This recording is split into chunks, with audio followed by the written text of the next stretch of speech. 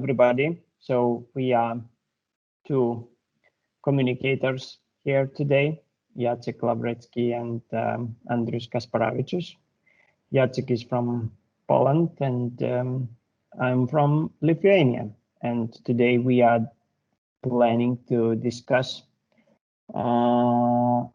do we need communicators in the over-communicated society? So, Jacek, what do you think? Do we need them? Do we need us? Does society need us? Hello, everybody. And of course, we are talking as part of Forecast series. I don't know, honestly speaking. Of course, being a communicator all my professional life, I would say it's very risky to say that nobody needs us. I mean, then I could try to retire or reprofile my job. I don't know, go sell something, but not be a communicator. But on the other hand, we are in an over-communicated world, as you rightly said. And the point is that in such a competitive world, where everybody is communicating, everybody has a Facebook profile, then you need communication skills. They can be formal, like you have studied communications, you have work experience as a communicator. They can be natural. They can be just acquired by experience.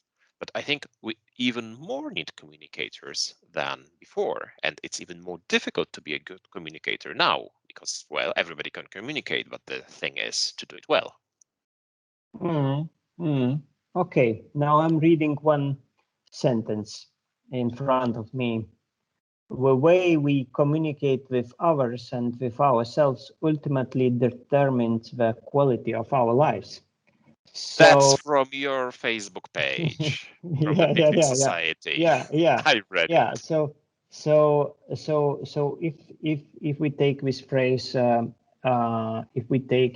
this phrase as a personal communication, this is one thing. But on the other thing, if we take communication as a professional thing, as a communication for a company, so the way we communicate ultimately determines how you do business and how successfully you communicate with the partners. So basically, what do you think about this? Because I think that the question is not about the amount of communication. The question is not about the tools of communication. The question is about the content of communication, because content and the way how to present this content to the people you want to present it is the main thing. And this has not changed for 100, 500 or 1,000 years, I think. That's true, but I would see this problem as even bigger than the content itself. Because you are right, the content and what we want to say, well, this is the eternal question. But I remember when I started working as a communicator, there was a discussion whether communications belongs to marketing, whether this is part of marketing or whether this is separate from marketing but close. This was a question where to put the communicator in this structure of the company. And I think right now the answer is pretty clear. The communications is part of leadership. Communicators are kind of advisors to leaders. It's not just about the content that the company has to reveal to the society. I would say it's rather running the company in such a way that it can be communicated well, that it can live in agreement with the stakeholders, with the society.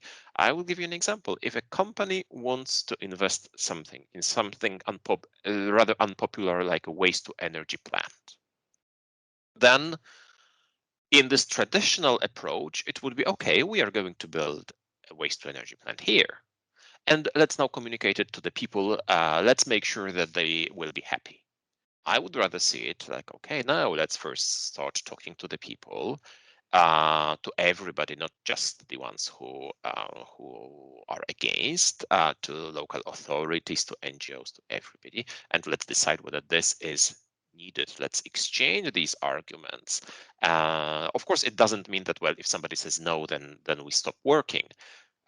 But I think this is much bigger than just getting across with our messages. It's rather being sensitive, listening, and adjusting our business decisions also to the facts of communication. I see it this way. I don't know how you see it.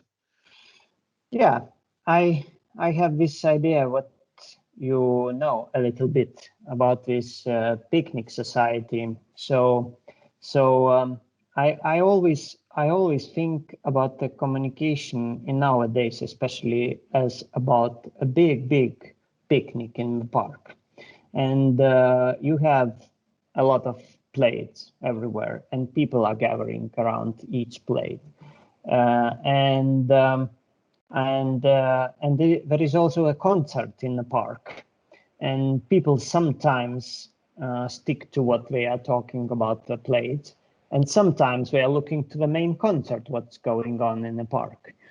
If you are a company, so you are coming to this park, and you need to lay your plate somewhere and need to start interaction between these plates, and sometimes to react to the concert, sometimes to react to some plates that are in the park. So my point is that as a communicator, you are very well acknowledge what is going on in the park. So you know where the exact plate is, where, what people are gathering there, you know the schedule of the concert, you know all the stuff. And then you come to a to the newcomer in the park, and you just share your knowledge about these plates and about these concerts, and to start shouting or not to start shouting now, or to keep silent and to wait for something. So basically we are coming back to this idea of the translator interpreter, who knows how to speak with different plates, who knows how to get your message to these plates, and sometimes how to get your message to this concert place or something like that. What do you think about this idea? I love your idea of picnic society. Yeah, you wanted to ask me the actual question. Go ahead. So that was the question. Okay. What do you think that about this idea that this translation, interpretation of the different information flows is our main function? So our main function is not just taking the message and putting it somewhere. So our function is always listening, always talking, always discussing, and consulting. So Absolutely. Absolutely true. And this idea of this translator within this picnic society is also kind of a good match, because, well, when you're sitting with your group of friends on a blanket in a park, then you have also like a translation, like internal communications, and you make sure these people understand each other within this small circle on their blankets. You have kind of stakeholder relations. You manage relations with neighboring blankets and neighboring groups. And then you have this translation of everything that's going on, and maybe also in the other direction, explaining what's going on our blanket to the others. That is important, and this is the role of communications. Now, coming back to the actual business, you have a business strategy, some dull figures prepared by our financial colleagues. And they say, okay, now we need this and this much revenue, this is this and this much profit, the cost will be at this level. Well, I haven't seen anybody to whom it would appeal, like normal people, not other financial specialists. Our task is to take these and say, okay, these costs, for example, means that, well, we will invest something. We will invest in something, we will do something for the society. These revenues means that, okay, somebody needs to buy our services, somebody needs to buy our products. There needs to be something compelling about our services and products so that people come and buy. So you have this translation of rather dull company strategy, company figures, into an impactful narrative. And we've got this in Fortum. We produce energy, we distribute energy. Well, is this sexy? Is this compelling? Well, it is if you have the translator who says, no, we are making the world cleaner. This is what Fortum stands for. We are producing a cleaner, we are producing energy. We are engaging societies to make the world cleaner. And this is our task. I mean, no figures, no business strategy, unless said well in an impactful, by the way of impactful narrative, this wouldn't gain followers. This wouldn't attract people. This is our task, I think. Yeah. And let's imagine that you are sitting in a park and suddenly electric plane is flying.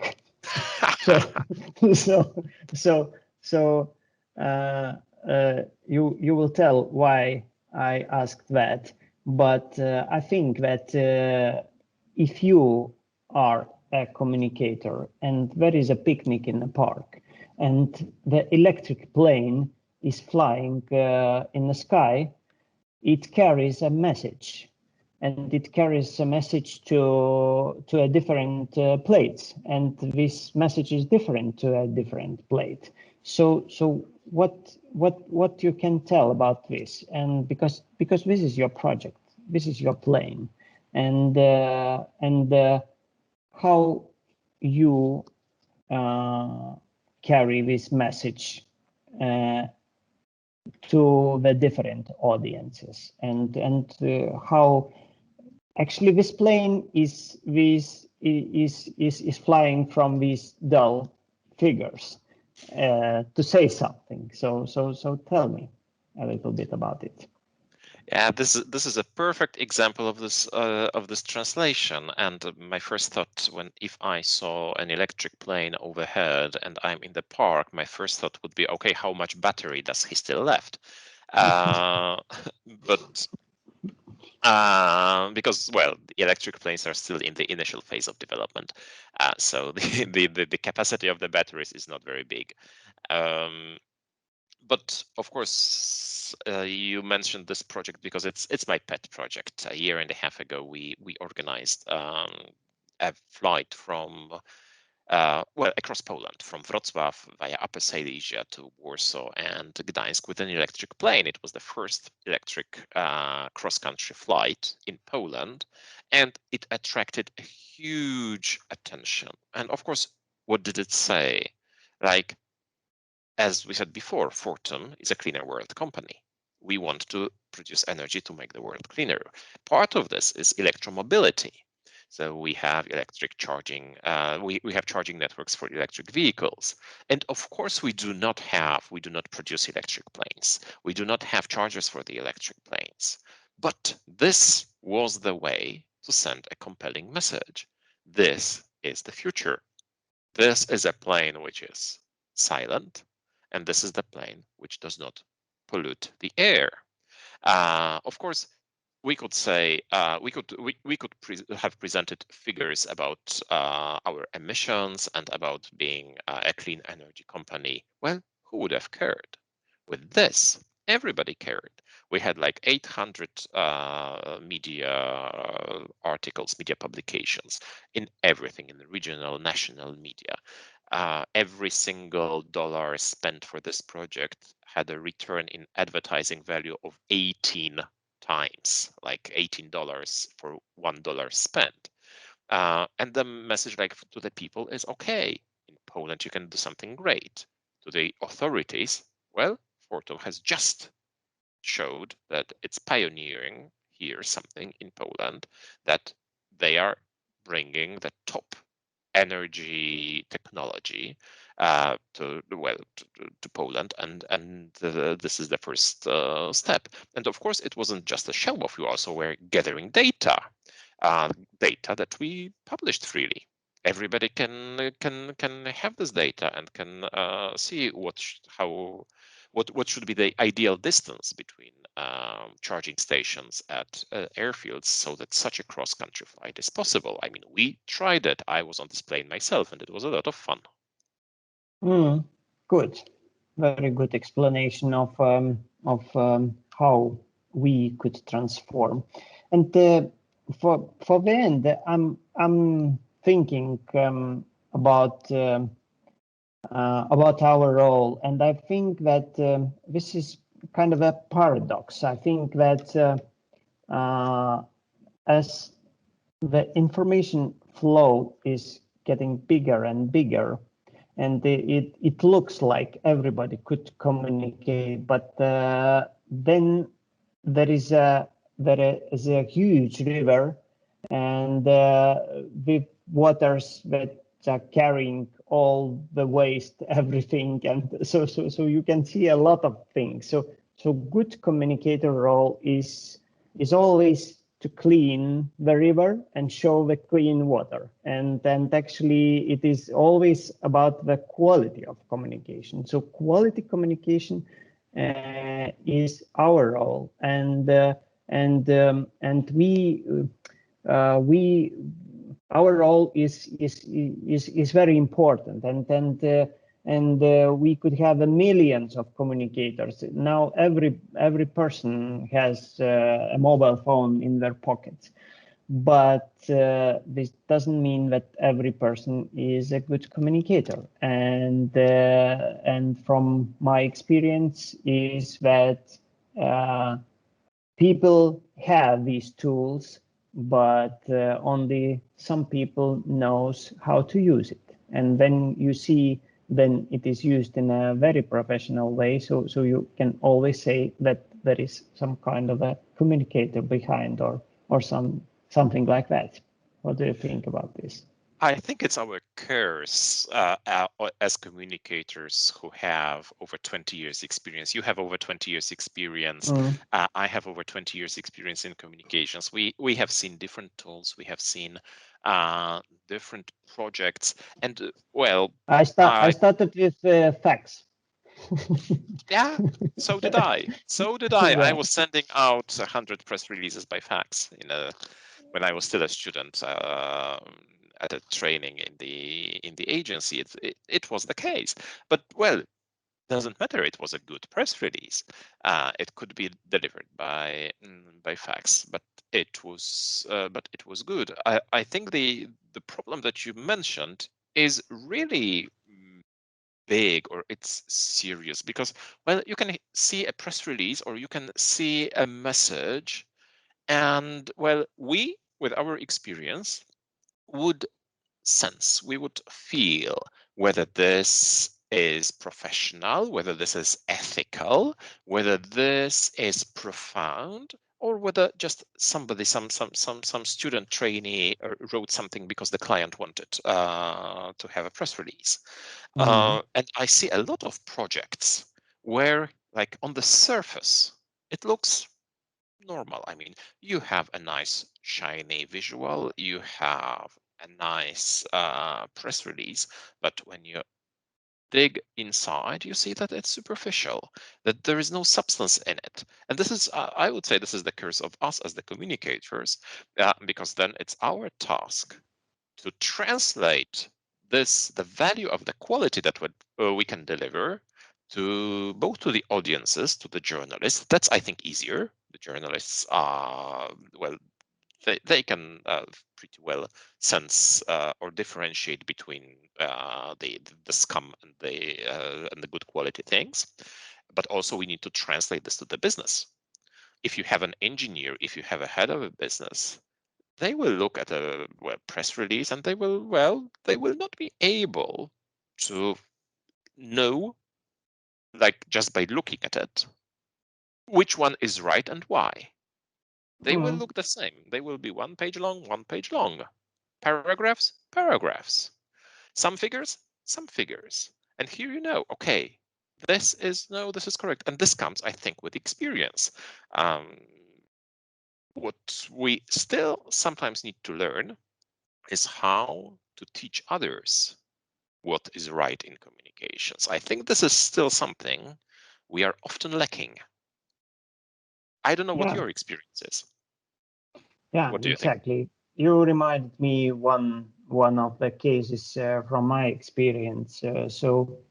We were dealing also with very technical company which was doing very technical solutions to such things like the gates into the shop, ticketing like gates or something like that. And we were sitting with them and discussing. And one of the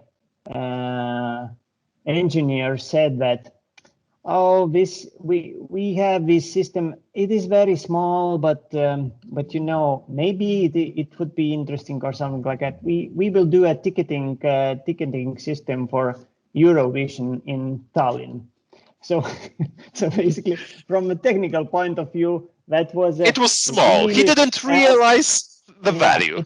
It was small system. It was dull system. It was used many times before, but the fact that it will be used for letting people to come to the Eurovision in Tallinn that year was absolutely good, and we made a very nice PR out of that because not of the system, because of the fact that it is Eurovision.